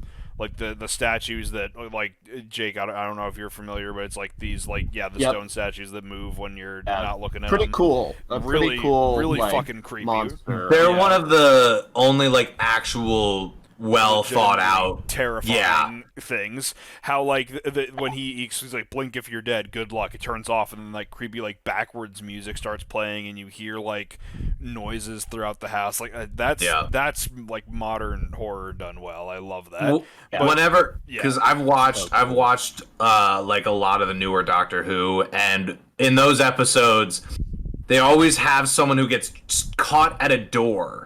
Yeah. And it's like they have to turn away to close the door behind them, you know, and they just get stuck there, eyes wide open, and every time they blink, like they're trying their hardest to keep their eyes open. But point being, that's point being, I had a. We don't have to bleep this name because like I don't know that he listens, but he's not one to like care if his name is out there. I don't know if you guys know him, but he was in my grade, Ian McMurchie at Southern Lehigh. You'd probably you'd know him if you saw him. He was always the one who like wore like fancy like Victorian style clothing. Okay. Well, he was a regular Paul F. Tompkins of our high school. He's one of my. I've been his friend since like 7th grade. Awesome guy, really funny. He's big into, I don't know if he still is, but for a while he was really into Doctor Who, and there was a girl that he was dating who was also big into Doctor Who, but for a lot of other reasons other than Doctor Who, she was just a really toxic person. Like, she was very like it would take way too long to go in, but like everything had to be like her way, or else she would throw like a hissy fit and get really upset. Oh, I love those people. Yeah, she was there. It was at one of the times where I had seen a few clips, and Ian was like trying to get me to watch it, and I was like, maybe if I have a little more time, I'll check it out. I'm not really like whatever excuse I made. I'm not British, so I don't think I can watch it. And then Ian was like, well, now's the time to get into it because I don't know what era it was. No. It was the end of Peter Capaldi going into the one that we have now, the woman, Jodie Whittaker. And his point was like, well, I mean, like, now's as good as any time as any to jump in because it's going to be a new showrunner, it's a new person, there's not really going to be like many like plot lines that carry over. It's going to be a lot of new stuff, so you don't have to like worry about like going back and watching all the other ones. You could jump into this new season cold. And well, actually, yeah, bleep that name, Jake, sorry, but she jumped into the conversation to be like, yeah, I don't like the idea of a woman as a doctor. I'm probably not going to watch the next few years of Doctor Who. Like, it's just not good. Like, and just killed the entire mood of the conversation. Yeah, the Doctor Who fandom is pretty toxic to the point where like women are anti-women. It's fucking crazy. Yeah, you guys know that they call Doctor Who fans Whovians? Yeah. Oh my god. I fucking hate it. I liked a lot of Doctor Who that I watched, but I will admit, like, I actually kind of like the new Doctor, the female Doctor. I haven't seen any of her clips or any episodes that she's been in. The problem with that those seasons, I think I've only seen like the first season, maybe I've seen 2 of her seasons. They like rewrote a lot of deep canon stuff. They did the Disney Star Wars thing, and they changed a lot of really deep canon stuff. And when I've talked to people who are like long-term fans of Doctor Who, a lot of what I hear is that like they really ruined the lore of the show. And even for me, someone who's a very shallow fan, I've only seen from what's his name? The guy who only did like 1 season. I've seen from like I've seen the 2000s era of Doctor Who, and they really fucked it up with this new Doctor. I just want to point out, I thought Whovians was like a fake thing until you kind of solidified that, Jacob. That's what they call themselves, yeah. This website I'm on right now, fictionhorizon.com, never heard of this website in my life. They have fandom names for the following that seem fake, like they just made it up. Star Wars fans are called Warsies. Yep, no, not a thing. Nope, you're a Star Wars fan. That is the term. Supernatural fandom, the show Supernatural, the Sam and Dean show. Yeah. ESPN Family. Never heard of that. One Direction fandom called Directioners. I love that. Directioners. This can't be real. MCU, which actually is like one I wanted to bring up. The people who love the new Disney like Marvel shit, that's insufferable to me. They call them Marvel zombies. This is not. This a real thing. I've never heard any of these terms. I have Warsies for Star Wars fans. I don't want to. I don't even want to say you guys wouldn't know who it is, but I do have a friend, and I feel confident saying this because I don't think he listens, but he is just he for one works for Disney, so like that's already a little bit biased, but he's like a diehard like everything they touch is gold, and I love it, and like. For on one level, I really wish that I could be that excited about stuff, but at the same time, it just gets on my nerves, and I hate that it gets on my nerves because he's a great guy, and I like talking with him, I like spending time with him, but I just really don't like that aspect of his personality. Disney fans are like adult Disney fans really bother me, especially because like there's something wrong with them. I dated a girl who was a huge fucking Disney fan into her adulthood, and she still is. And her family went to Disney World every year, and were like, I think I've told the story that her like, it's like disgusting to the point where her and her dad tried to explain to me how Song of the South is like a good movie, and it's like, yeah, that was a real fucking red flag that I just let. Yeah. Fly off without even taking a second look at it. But it was Disney, so it couldn't. Names in there. It's the one guy's name in that Song of the South. There's some bad ones. Yeah, that's so disgusting. Just trying to like justify. Dude, so crazy. That shit. What does Rob have for us next? All right, r/ask Robert. What is a stupid lie you believed that your parents told you when you were younger? Oh man. My God, I have one right away. Actually, that I just thought about earlier today. Come back to me. I have to think on this. So this is when the technology had come out for cars, where they, instead of having the dial to turn up the volume, it was like on your steering wheel. My aunt did this to me. I can't think of one from my actual parents, but my aunt, it's not really a lie. It kind of is. It's in the umbrella of a lie. But she told me, she's like, yeah, I got the new car, and we were driving somewhere, and I'm in the back, and she goes, yeah, and all you have to do to turn up the volume, Jake, is you have to yell louder or yell quieter. So I'd be like, really? Okay, louder! And she would like turn it up on the steering wheel and just like laugh like, this kid's a fucking dumbass. Mm-hmm. Doesn't even know that about this whole thing. And I'm just like, no, louder! This is so much fun, louder! And everyone just, laughed at my expense, and it was it's a great memory. I'm legit like having trouble thinking of something. It's a good. I'm trying to.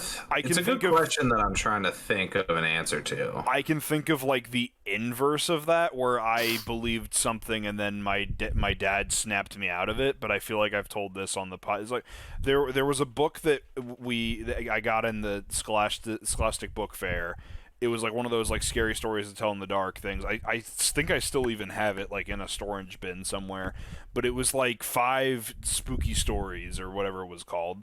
And the gimmick was like each story had a theme. So like one was about like a ghost. One was about like a monster that lived in the woods. And then it would do this like 8-page story.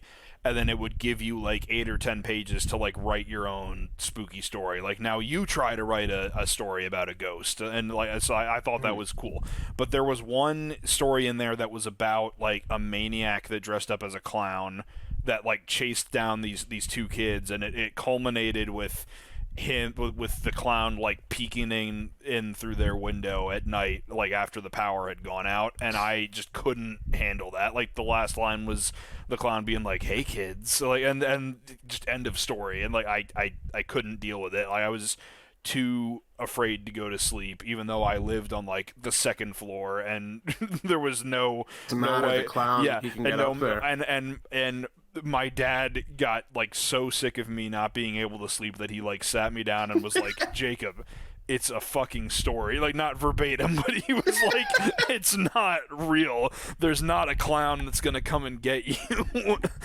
And I was like, huh, you're right. There's not a clown that's going to come and get me. And I, like, yeah. Like, John Wayne Gacy was a good guy. And then how fucked up would it be that I just word. get, like, a week later, like, a maniac is on the loose and dresses as a clown and kills me. And I'm just like, oh, I see what you're doing. You're not real. My dad put you up to this, didn't he? There was this elaborate thing. Like, I went camping with my dad and his friends one time. This is a lie, technically, that it was a trick done to me and some of the other kids my age. There was this weird story, and it sounds so stupid now, but we were afraid of this. There was a story that they told about these creatures called watermelon babies. And watermelon babies were like, I don't know the origin story of them, but basically they're like evil babies grown in the watermelon patch or like in a garden or something like that. And yeah, where the fuck did you go camping that there was a watermelon patch? Like, it wasn't, but they were talking about this. I'll get to like how the watermelon actually comes in. So we're like camping using an RV, and we're actually at a place called Knoebels, which is by us. And Knoebels this is whole fucking elaborate, awesome. Yeah, Knoebels is cool, and this whole elaborate story, it's really detailed. The person telling the story is doing such a good job, like in hindsight, just thinking about it. And they talk about how the watermelon babies come out at night and they like take kids away and they eat them. And like, nothing you can do when they're out.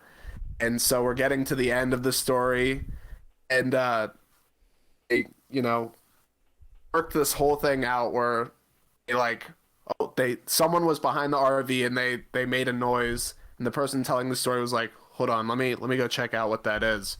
They go behind the RV and we just hear them scream, and then we're all like really scared, and then from the other side of the RV someone rolled a watermelon under it, and it came right at us. God damn. And we all just freaked the fuck out. It was so good. Like, guess that's a lie, like, I don't know. Kind of, yeah, I'll take it. It was fucking so scary, but so good. Like, I remember like almost being brought to tears because I was so fucking, when I saw the watermelon come out. You're so vulnerable at that age too. Like, you get told something and all you need is like the smallest amount of proof and you're just there, Yeah. I got a wholesome one. My mom, one time when my buddy and I were like, he was sleeping over at my house. I think it was 5 or 6. She made dinner for us, and it was like chicken and broccoli and peas. And neither of us wanted to eat the peas. And so she told us, oh, well, they're laughing peas. If you eat them, they make you laugh. And my buddy and I were like, we're young, we're 5 or 6 years old. We're like, that's not a thing. Come on. And we, she convinces us to eat some of the peas, and we both start like laughing. We were like, tricked into because she kept saying they were real, and so we both started doing it. And I haven't talked to this guy in forever. I wonder if he remembers this the way I do. But like, as an adult, I'm like, man, childhood psychology is really fucking simple. Like, really, really dumb shit. Like, it's really easy to trick like a kid into believing something, because I at the time was not laughing at, like, I didn't have the wherewithal to be like, oh, I'm gonna do a bit, like, I'm gonna play into this. Like, they made me laugh. I ate all my peas, and that lasted for years. Until I was like a teenager, I think, honestly. Hey, 1 second, Dad. I don't feel like eating these peas today, Mom. I laughed a lot earlier. Yeah. All right. You dumbass, they're just peas. There's no such thing as laughing peas. So really quick, 1 second. I've phoned in an expert opinion. 1 second. Oh, here we go. Yeah. Okay. All right, Dad, can you hear me? Sorry about that. Oh, wow. Okay, yeah. So we're doing. You're on the podcast right now. First of all, so be careful what you say. I have a question for you. Was there anything was there a lie that you told me that when I was younger that I wholeheartedly believed in, whether it be like just any kind of lie? A lie, yeah. No, I never lied, ever. Not once. Never in my life. Can you repeat that? Sorry. Never. I can't. There's nothing that I ever lied to you about. I mean, see, Santa Claus, the Easter Bunny, shit like that. Santa Claus and the Easter Bunny? Okay. I'm trying to, like, I don't know if the audio is coming in super I don't clear. think it's getting. I can't hear him. I'm sorry. I'll send it later. There's nothing you can think of like, oh, eat your veggies or else the veggie monster will get you. There's nothing you can think of like that. The devil is going to take you tonight. There was never any outrageous threats. There was never any. I can't think of anything. All right, I guess my parents didn't lie to me. There we go. Oh my god. It's like I had good parents. My parents really loved me, unlike you two. No, Jacob, we never lied to you. Why would we lie to you? All right, fair enough. All right, that's it, Dad. All right, look, I'll call you later. Bye. You almost say you love your dad? No, I said I love him. I always say I love my dad. He's not gonna be here forever. Ew. Yeah. Yeah. It's fucking disgusting. First-hand experience. He will not be here forever. He will die. Okay. Which is sad because I think canonically my dad is Santa Claus in this podcast's lore. So Yeah. Santa Claus will die eventually. But yeah. No, I'll Jake. I'll send you the audio because it came through crystal clear on my backup, so you can like splice it in. It was just him being like, "Oh, I don't know." But yeah, sorry. No, you're good. So r/ask Robert. What's the worst thing you've ever seen a customer do at a restaurant? I've told this story on the podcast, I think. Oh, the guy who showed up with the bag of pennies. With the bag of change, yeah, and it was like, and had the balls to say, "Well, I could just give you a 15% tip, but this is like, think about all the consecutive days of good luck you're gonna have with this bag of pennies." I could have had my dad verify that. Damn it! I should have kept him on the line. He was there. At a point in my life, I worked at a Starbucks, and when the whole when Black Lives Matter started, there was the opposition group, Blue Lives Matter, that, people would idiots and fucking, just talk about that shit. I don't want to get into that too much, but while I was working, when you finish a drink, you ask the customer for their name, you read their name out loud when you're done with the drink, when it's ready, Jessica, whatever. Yeah. And this lady, funny enough, a waspy type lady, comes in, asks us to put Blue Lives Matter on the cup. And yell Blue Lives Matter. So we have to Fucking read assholes. Blue Lives Matter when it comes out. Oh my I have to god. hand out the drink. I made the drink. Those same people always do that. Like around Christmas time, they'll be like, "My name is Merry Christmas," so that way you don't. Yeah. That way you don't say Happy Holidays when you like. It's fucking stupid. This lady still gonna say Happy Holidays. Yeah. You fuck. Like you're not gonna. You're not getting your drink, I guess. Like that's on you. Yeah, and she was waiting, with a smile on her face for me to do that, and I just read what the drink was, and I kind of shoved it across the counter to her. I was like, "There's no fucking way I'm gonna say that." Like, yeah. So shitty of you to fucking make me do this. I don't get paid enough for this fucking treatment in the first place, and I'm not gonna fucking say some fucking problematic, borderline just racist fucking, I'm not on your side with that shit, so good fucking luck. Yeah. She like, I believe she was even like, "Oh, what does it say on the cup?" And I was just like, I don't know. I can't read. I just yeah. Just lady, I just make the drinks. This isn't a political thing. They keep me down in the basement. Okay, they haven't taught me how to read. This is the first time I've seen light. I hate that shit so much. think that I can't think of anything else, for that, but that was pretty fucked up. Yeah. As far as customer-wise goes, restaurant stuff in general, though, that's like a whole other thing when it's like upper management treating every worker like dog shit. So I don't know if I told this one or not, but I was late for a date one time because a woman refused to put on a mask at a convenience store and assaulted the clerk, and then I had to what the fuck? Yeah, I had to stay there to be like a police witness to like verify you saw this woman assault this guy, right? And I was like, yep. Yeah, I did. As they're arresting her, it turns out it's the same person Jake had to deal with, and she's screaming Blue Lives Matter. Yeah. She's like, I don't get it. Why are you arresting me? Blue Lives Matter. I'm like, what the fuck? I'm on your side. Yeah. Cops are like, we're not even on your side. Those are my favorite videos that came out of that protest period we saw in like 2020 when they would arrest Blue Lives Matter people, and it'd be this like old white asshole counter protester who literally would say, what the fuck? I'm on your side. Like, and Yeah.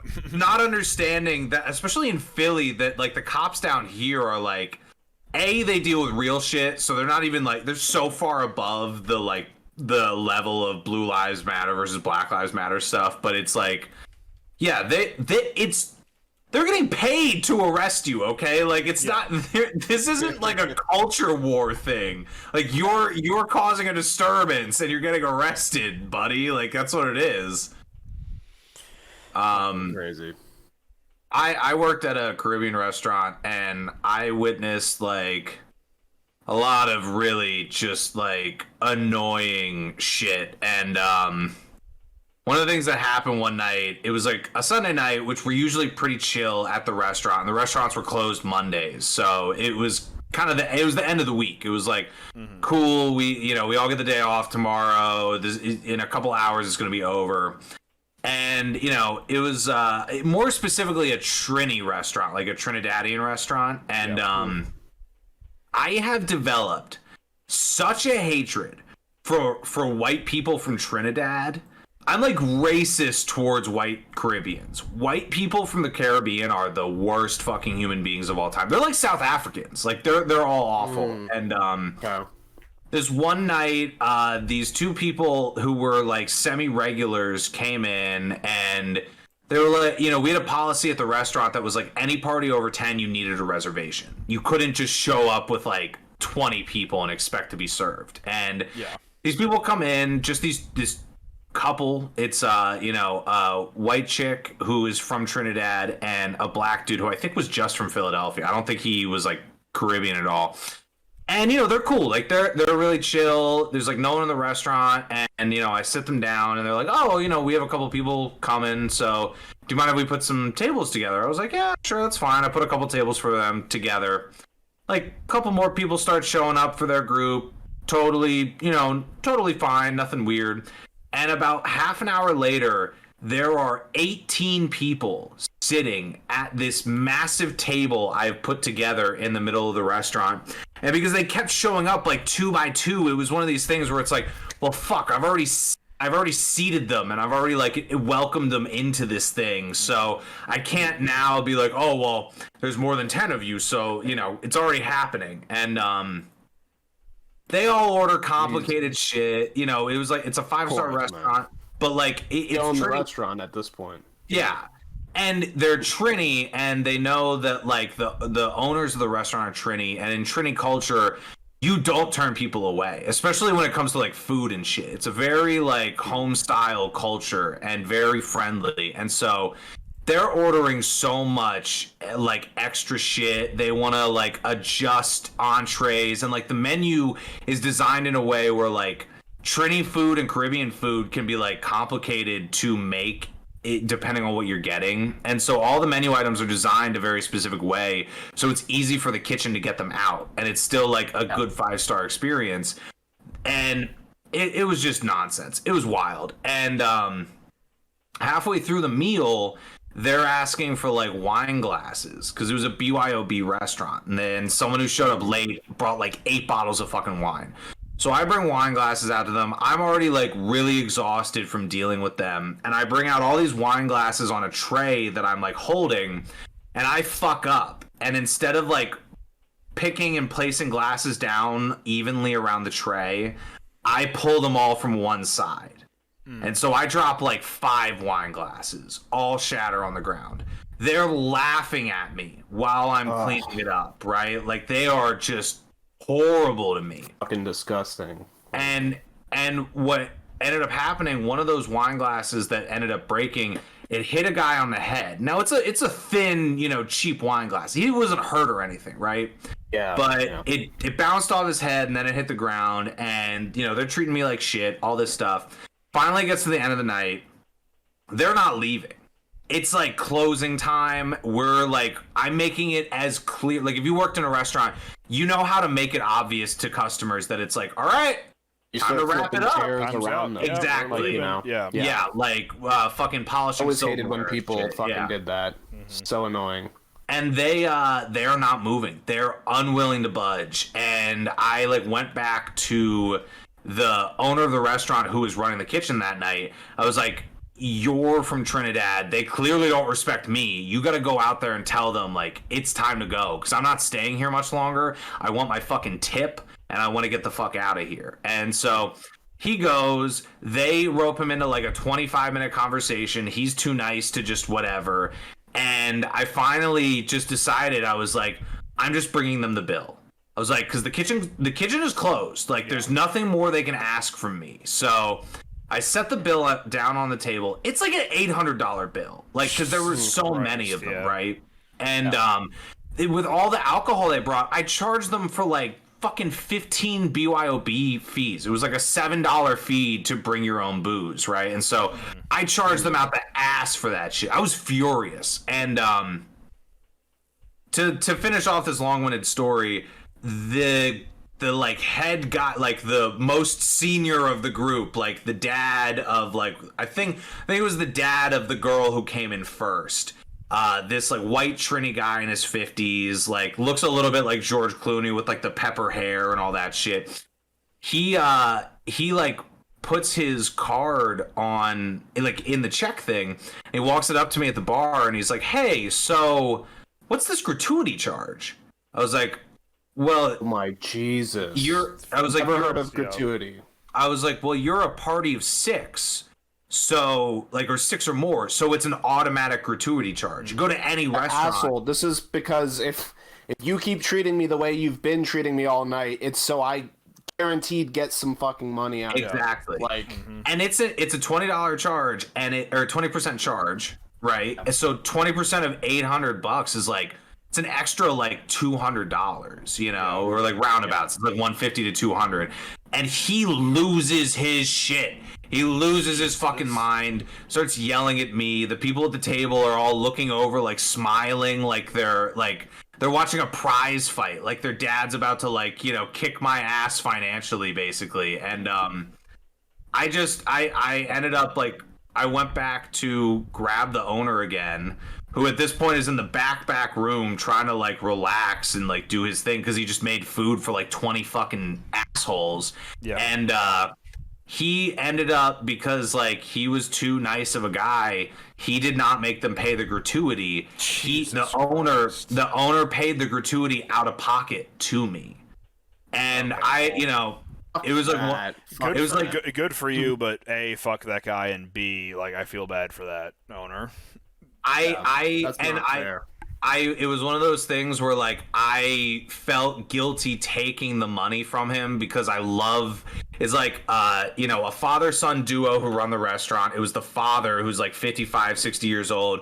I looked at him as like my dad in a lot of ways because I spent so much time with them. Like I loved this guy, right? And I felt horrible like him having to tip me out of his pocket, but it was just like it's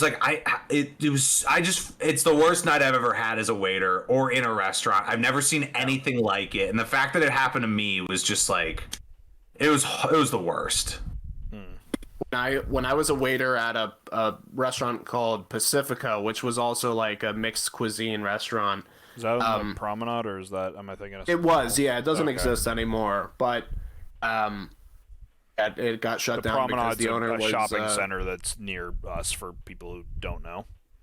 yeah, just a local shopping center. It was closed down because the guy was kind of trying to office space all of us with taking little increments of money out of our paychecks. Yeah. He got caught, and we all got our money back half a decade later. But anyway, I'll just say real quick, two quick stories. One awesome, one that sucked shit.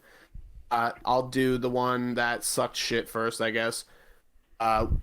Was seating a table in an upstairs area where it's a little fancier, it's a little quieter, and these people were obviously very wealthy, and they had been ordering, really expensive drinks, and I kind of like how you described that guy, the head honcho guy at your table, Rob. Just this kind of like slicked back hair, peppery, open up shirt. I could see his chest hair. He had the gold link, on his. Could have been the same guy, honestly. Could have been the same guy.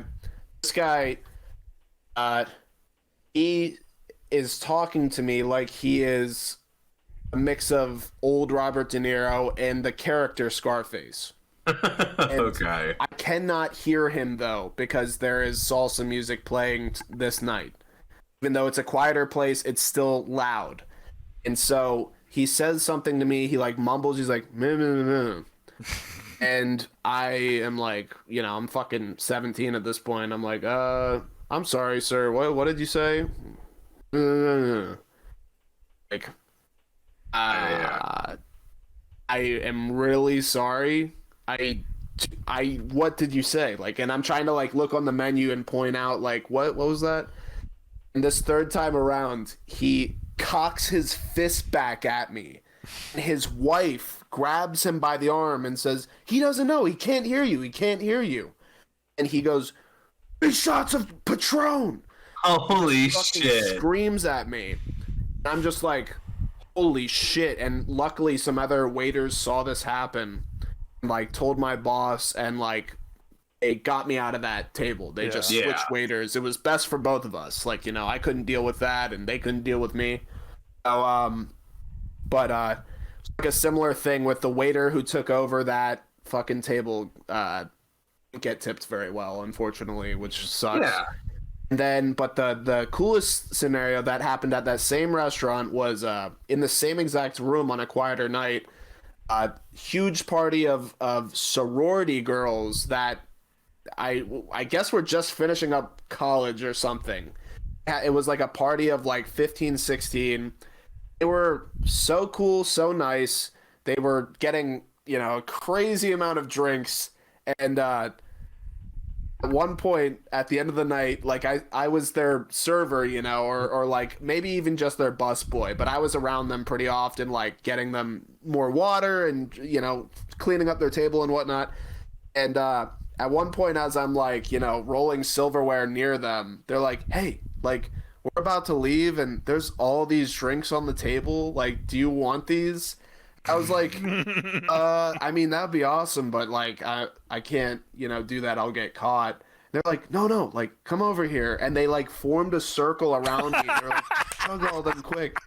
And like, I love that. like, So funny. Totally it not. could have just been a joke they were playing on me. Yeah. They felt good-hearted. It felt like they were like, come on, like, we know this job sucks. They put a roofie in fucked up. every single drink. And they raped me. And it Jesus. But yeah, they like, I chugged like 5 or 6 full glasses of sangria, and just like had a great night of work after that. And like, they were all so nice and they tipped me really well, like in contrast. So it was. I've had really cool customers with the BYOB restaurant where like they would just bring in bottles of like tequila and whatever, they're just doing shots all night. And I've had a couple cool customers where it was like, every time I came back to the table, and maybe it was a tactic so they would get better service, but like every time I would get back to the table to like check on them or bring them something, they'd have a shot laid out for me, and I'm like, okay, you're gonna get the best fucking service of your life. I'm gonna be checking on you every 5 minutes, like, you know. Absolutely. Oh, I love that. See, like, that's like, there's so much bad shit that happens in restaurants and to restaurant workers in general, but every now and then you get some good shit going on like that. I just want to add one more thing to that restaurant that I worked at. My manager was just to put it very plain and simple, a very, very attractive, like, maybe less than middle-aged, like, Asian woman who was just such a hard ass and coolest motherfucker at the same time. She loved you if you did your fucking work, and if you didn't, you were fucked. Like, get the fuck out of here. But she was so badass, and I eventually became, like, friends with her. I ended up smoking weed with her all the time. What she would do in the office upstairs in the restaurant, I would like come in and just shoot the shit. She'd say shut the door, and she would just spark up a blunt, and her and I would just not be working, so and I would just funny. smoking weed with my hot manager, who I thought was so great. cool. And then what there was well, I mean, the reason you got fired, I mean, I don't want to go into too much detail, is that it was because on one such occasion she was like, Jake, you're a really cool guy, and like her hand like kind of got closer to you, and you're like, whoa, I have enough friends. Yeah. Wow. Is that a rapid point or what? I think so. Yeah, that was great. So yeah, another episode fun, of Rob. Buttery. Yeah, I want to do more of Okay, yeah, I'm glad that worked That was a out fun pretty time. well. Yeah, might replace Yahoo Answers one of these days if the well runs dry. Yeah, hold on. Take a sit back, Jacob. Yahoo Answers is the podcast as far as I'm concerned. Yeah, this has been another episode of the Buttery Males podcast. Tell your friends about us. Rob does this part better than I do, so Rob. Yeah, tell your friends take it about over. us. If you listened all the way through, and you know, there's a specific episode of the podcast you really liked, just send it to a couple people. You know, you don't have to convince anyone. We're not asking you to like go out on a limb for us, but we all see shit online that we like, and we just send it off to our buddies to see what they think. So if you like this episode or any of our other episodes, just send them out to a couple people, see what happens. Hey, maybe you guys end up talking about our podcast. You know, maybe it's something you guys bond over, whatever the fuck. Yeah, tell your friends about us. Check out our Instagram. Give us 5 stars on Spotify. You can follow us on Twitter. And YouTube, we are posting like live video versions of the podcast. Yep, with our faces, so you can see everything we got going on, and we might even get to the point where we do a little more visual stuff, including some sketches. So yeah. Anything else, boys? Check out the Watchless podcast when that comes back. Working on guests for that, and that's about it. And I just want to shout out, I've been doing this thing with our Instagram where like it's been like, we'll support you if you support us kind of thing. So I just want to shout out some of the podcasts that have like reached out to us and listened to us as of lately and said they liked us. Could have just been being nice, but I just figured why not shout them out since we're here. True Crime at Lunchtime, you know, seems like they are supporting us, so thank you very much. Mooks Cast, the Mooks, I guess it's called, the Mooks Podcast. Thank you very much. Dorkside Nexus, thank you very much. Okay. Gasoline and Caffeine Podcast, thank you so much. What the fuck is that podcast about? I gotta out. find that Go out. listen to an episode. Find out what they check do. them out. Yeah. The Three Little Pigs Podcast. At Love Podcast. There's one more here. Oh, State of the Art Podcast. Thank you. I've heard of that one. Yeah, that one's good. The Loot Bros. Thank you very much. And I think that's about that. But thanks to everyone who's like reached out to us and supported us. Much love. You know, they said they liked what we were doing, and thank you. It means a lot. And I think that's all I gotta say. Well, Yeah. actually, I'm gonna dovetail off of that really quick because I kind of slipped my mind. Anyone who was a fan of the episode that we did a while back with Adam and Rihanna of the Bottle Up Bitches podcast, they're gearing up to do their like sort of second season soon. They reached out to me. I don't know if they've reached out to you guys yet. Yeah, I gotta get back to them. Yeah, they're working on scheduling all three of us for separate episodes, and I'm sure maybe all 5 of us will convene again, either on this one or on theirs. We'll see what happens, but they're good people. Their show's good. Check them out as well. And 34, obviously. I mean, we've been plugging. 34 questions. Episode a lot. Yeah. And while we're shouting them out, check out the Kill Your Gods podcast, or it's rebranded to like Y2K something or other. Y2KYG. Yeah, Y2KYG. Yeah. But our buddy Jesse Dram and his podcast and his stand-up, just a talented guy. So Yep. Alrighty. Cool. All the world's See a you podcast. later, folks. Yeah, take it easy, you ghouls and goblins and wizards. And I don't want to be. No. I don't want to be Our associated. fan base, unfortunately. Jesus. All right, good night. Good night, everyone.